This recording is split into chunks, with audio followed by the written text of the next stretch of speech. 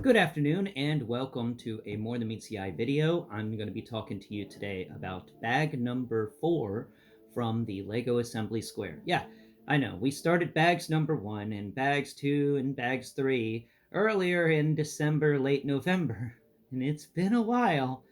But there was a lot in December, and there was a lot at the beginning of January, getting those top videos done and taken care of. And then, of course, I got a couple of Transformers for Christmas, so I wanted to do one of those things of videos before I got back to Assembly Square. To those of you who have been waiting, I'm sorry you have been waiting so long, but we're back. We're back to finish up the Assembly Square thing, and this thing took me a while. And it took me a while to get built. Being blind, I can't build it myself. And though looking back, I was like, "Cap, I should have just bought somebody's used one, someone who had already built it. That would have been easier, I think." I think I'm going to try that with the next Lego Creator Expert I get. I'm going to try and buy one that someone else has built, and just kind of slightly put it back together. Depending on how badly it goes shipping wise. Excuse me. So, I managed to convince my friends back and forth for over the past few months to build bits and pieces of this. For instance, this part right here, bag number 4, pieces of it were built by a friend of mine named Redman, and then pieces of it was finished by a friend of mine named Seawall. Uh, of course, giving their code names because it's YouTube, and I don't like giving real names on the internet. It's just not something I do. So, yeah, I'll clone with a lightsaber, Seawall. He's been on the channel a few times making comments and stuff, and maybe he'll see this one too, and that'd be pretty cool. Hey, Seawall, what's up? But anyway, so this was constructed by both of them, and nice thing about being blind and having friends that build Lego models for you is that now you have these Lego models that multiple people have worked on, and you're like, oh, my friends helped me build this. So you can always keep that in your memory and remember it forever of, so and so helped me build this one, so and so helped me build that one. And it's just kind of a cool permanency kind of thing. So long as the cat doesn't, knock your assembly square off the table, which I really hope they never do. And to all of you out there, I pray that never happens to you because, ooh, that's scary. Okay, so this is bag number 4, and bag number 4 came with a dentist's office and photo booth. And the idea behind this, not the dentist's office part, but the photo booth part, was that the wedding cake that we talked about in the bakery part of this, the bag number 1 and 2 video, the that cake was meant for the wedding from Town Hall, and the photographer in Town Hall, this is his photo studio, and his partner's in here, taking a picture. I have him taking pictures with um, the Watcher and Captain Marvel. Captain Marvel from DC, the real Captain Marvel. Kids these days call him Shazam, but I grew up calling him Captain Marvel. And then that stupid one, the Kree soldier from Marvel, was Marvel. You gotta cue that Vel bit. It was a Marvel bit. He was Captain Marvel. Yeah. Feminized his name a bit. So let's talk about this a bit. I guess we'll start with the photo studio because it's so tiny, or we can start in the exterior. Let's start on the exterior. I've got Moon Knight hanging out here. The Lego Marvel Series 2 figures all came with these little jump effect things that you could plug into them. So I have him kind of, falling down the side of the building like he's in the midst of doing some crazy superhero nonsense. And, we got plenty of windows on the exterior of this. There's some cool little flower pots. I love the little flower pots that are always showing up here. And, of course, there's this thing here, which has got some holes in it. I don't really know what it's about. But it's neat, at least. It's just kind of chilling there. Maybe it's supposed to be a sign or something, but I think that's pretty neat. It does help support the flowers on the lower floor. But yeah, the photo studio's got all these tiny windows. They're all the little 2 brick tall windows that are only 2 studs wide. They're really small windows, and some of them actually have coverings on them because you don't want a photo studio having too much light, which is kind of funny that the photo studio chose the one with all the windows. Like dentist's office here has less windows than the photo studio. This come over here to the dentist office. We have a prevent yellowing window. It's got little stuff on it saying prevent yellowing. The way it's built, the little windows are supposed to be on top and it's supposed to be below, but I didn't like that. I wanted the people in there to be able to lean on the windowsill and look out and not have it down to the ground where a cat could run out of the window. I didn't think that was good. So I put it up there, and that way, it's just better that way. I don't know why they put the two windows on the top when they should just be on the bottom. It just looks better. Then again, I guess you can do it whichever way you want, but I chose it to build it that way, or rebuild it that way. I disassembled it and switched those out. Coming over here to the side, we've got some really, there's parts of this building I absolutely love whenever it comes to the textures. And what they did here is really cool. They did a lot of stud on the side construction. Let me take one of these off. And then they gave you all these 2x1 tiles that you can plug in to give a brick texture to, like an actual made out of masonry bricks. And that's really cool. That's really amazing. And then you come over here to this little turret, and the turret was built really uniquely. They used some new pieces there that I had never seen before, and they were 1x1 bricks, but they had a stud on two sides, but not parallel to one another's sides. No, what is it? Tangent to one another's sides. There's one on the left and then one on the front. Like if there's one on the east, there'd be one on the north, kind of thing. It's weird, and there wouldn't be any studs on the west or the south side. And what that allowed you to do is take some cheese wedges, and you put the cheese wedges on them. And when you did that, and you put them in a very specific way, you had to put I think it was the narrow end of the cheese wedge facing the narrow end of the cheese wedge for each side, and then the wider ends were on the other sides.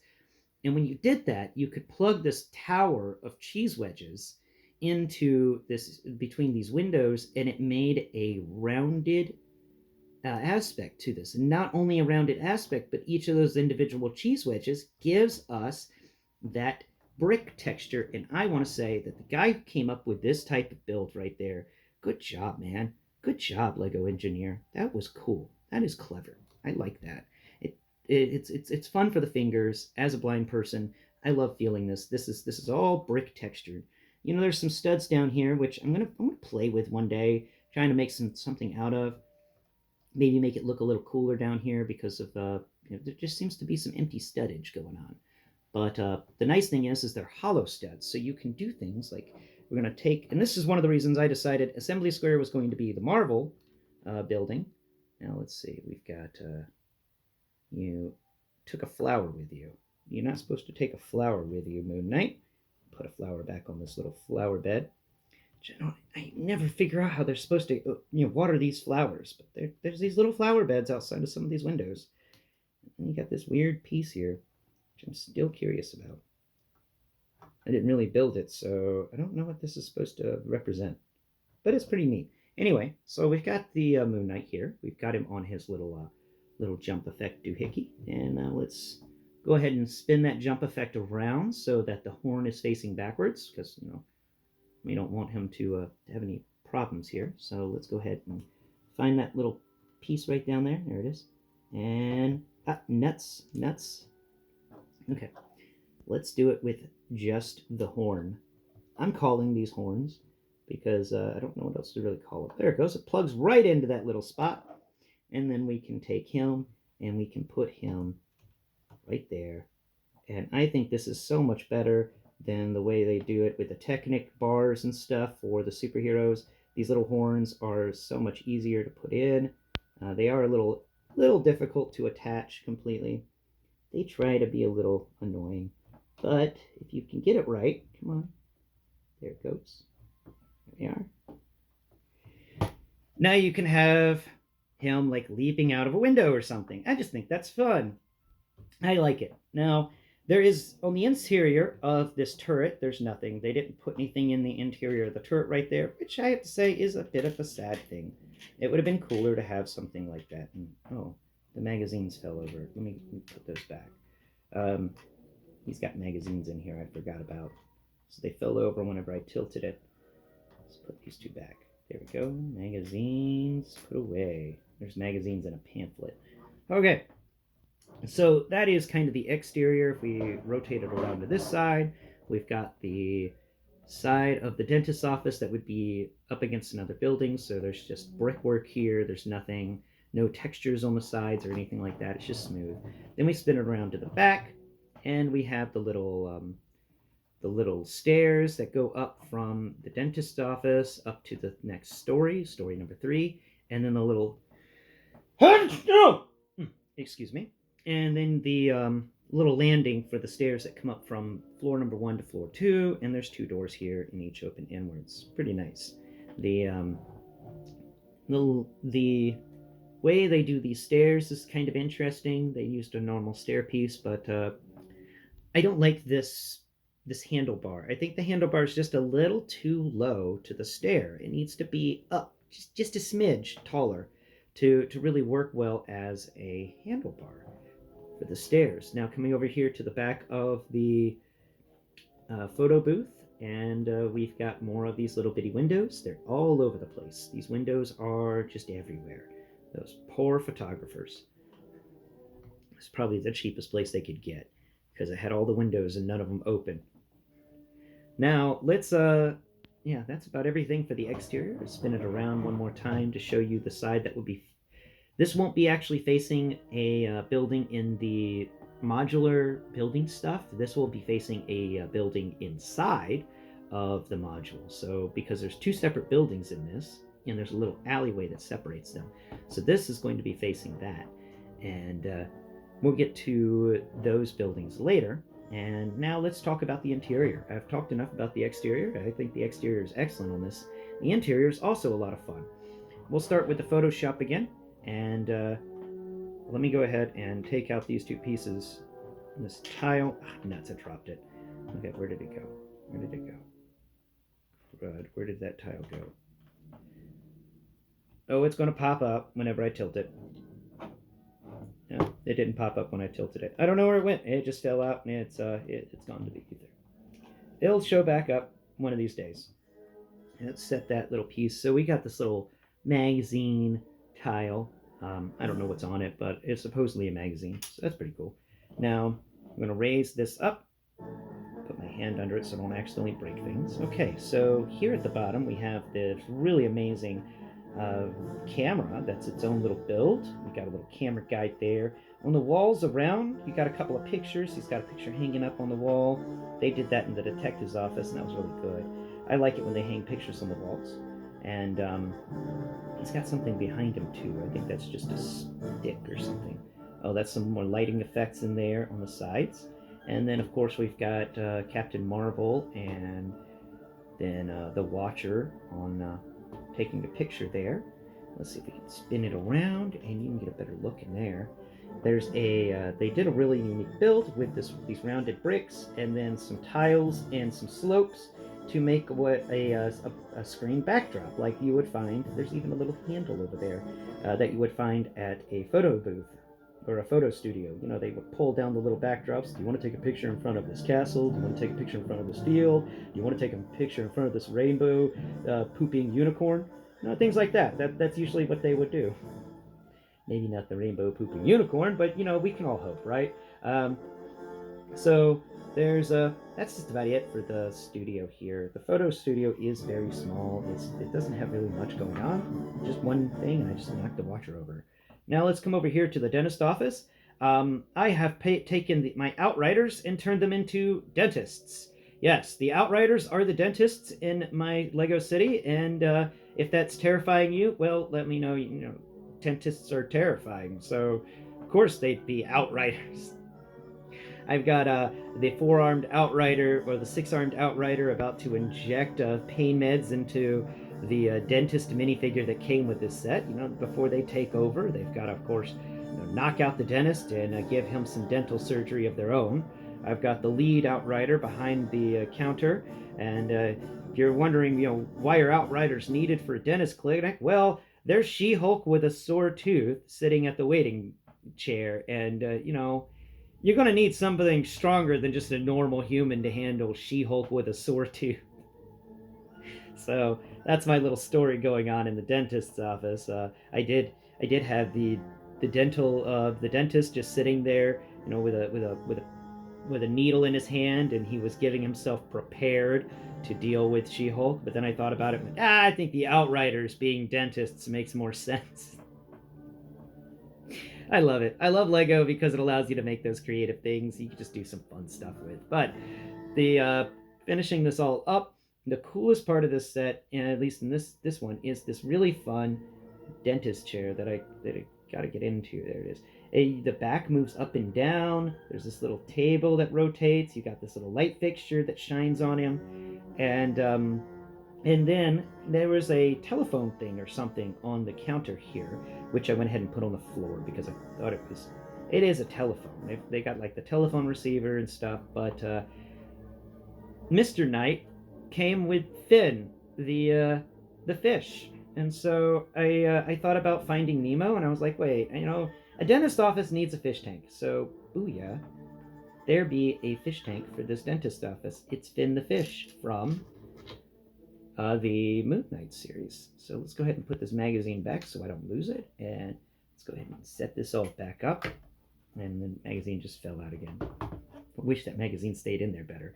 Anyway, that is Assembly Square bag number 4. This is a fun building, and it retired in 2023 and at the end of December. So if you can still find it on sale for less than it's $300, then get it. If you wanted it, I do recommend it. I highly recommend this set. This is a fun one. This is a set that's got a lot going on, and there's a lot you can do with it. And I'm happy to make it the Marvel minifigures home in my Lego City, because if you didn't know this, every one of my Lego City buildings is home to some sort of characters. The City Garage is currently home to the Rebels from Star Wars. The pet shop is currently home to the Clone Troopers, and so is the detective's office. They own 2 things. The Empire owns the apartment from the pet shop, because I actually don't have that many Empire figures. The sheer amount of clones I have. I've got so many clones. And the diner is currently occupied by the mascots that we've gotten throughout the Lego series. So I've got corn cob person and watermelon person and purple crayon person and a bunch of banana people running around. Because when the banana person came out, I bought 3 of them because I wanted to turn them into banana guards. And I'm a little sad that I couldn't get a Lego police hat to fit on top of my banana people. But I will try to super glue one on or sticky tack it or something, because I need a banana guard running around. I love the banana guard. That is a missed out minifigure opportunity, Lego. When you were doing the Adventure Time, you could have given us some banana guards. That would have been cool. Thank you so much for watching today's video, and I hope you've enjoyed it. And yeah, I'm going to be bringing you more parts of my Lego city, because, I was thinking about it. I'm like, maybe people want to know about that, and maybe they want to. I like it. I've been collecting it for years. Get a set once a year. I missed out for a few years there, but I'm back getting them. I started again with Assembly Square, and though I do miss out on, I hate the fact I'm going to miss out on Bookshop, hey, it's okay. Though the donut shop would have been cool for Police Station. Anyway, now I'm starting to ramble. Thanks again for watching, and tune into my channel, blind_prime, where I raise awareness for the blind and visually impaired through alternative means and methods. So check out my other stuff, and please like, share, and subscribe. And share it with your social media platforms. Please, I'm begging you. Thanks again for watching, and until next Prime, bye-bye for now.